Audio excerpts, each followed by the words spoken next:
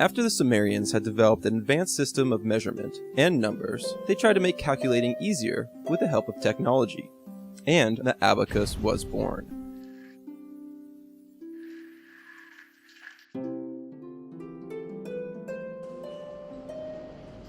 In the beginning, it was simple, more of a counting board than abacus. A bean or rock was placed along parallel grooves on a stone, wood, or metal tablet. Persians began to use the abacus and possibly share this innovation with neighboring countries, China, India, and the Roman Empire. Solomon's tablet, the oldest abacus to be discovered. It's a slab of marble with different markings and Greek numbers. Pebbles were placed along the lines to represent values both negative, positive, and to the power of 10. Romans used tokens or beads on a smooth table. The vertical lines on the bottom of this Roman abacus represent units of 10 up to 1,000,000, and the vertical lines on top represent units of 5, which would be helpful for Roman numerals. A Chinese abacus is called suopan and is usually constructed of beads on rods. Calculations are made by moving beads away and towards the center beam.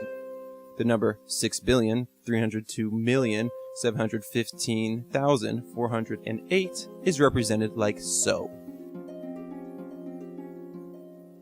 What makes suopans unique is that they can be used to do more sophisticated calculations such as multiplication, division, and square roots. Although very similar to Roman abaci, these innovations could have developed independently of each other since they are based upon counting with 5 fingers. In East Asia, the abacus is sold along calculators and taught to millions of kids a year. It allows for computations faster than pen and paper, and rivaling the speed of a calculator. There are even abacus competitions. It's practically a sport. Interestingly, the fastest way to do mental calculations is by using a mental image of abacus. And it is theorized that this is because the abacus stimulates different parts of the brain.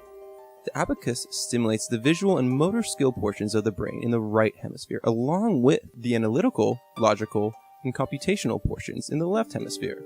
Learning to use an abacus might not make you better at math, but it could change the way your brain processes numerical information. In fact, recent studies suggest that people who are good critical thinkers and those who are mathematically gifted have a high connectivity between the hemispheres of their brain.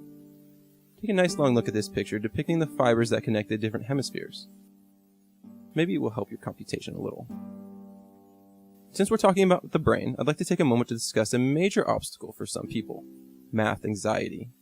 Now, we've all heard somebody say, "I hate math," or "math is boring," or "that it's difficult." And that's math anxiety. Math anxiety is a real phenomenon. It can cause real pain. And on an fMRI, it looks similar to other forms of stress. Portions of the brain that deal with fear are stimulated. It can subtract resources from the logic centers of the brain, causing poor performance on tests. So the easiest thing you can do to improve your math skills is relax. Maybe we should look at math less like this and more like this.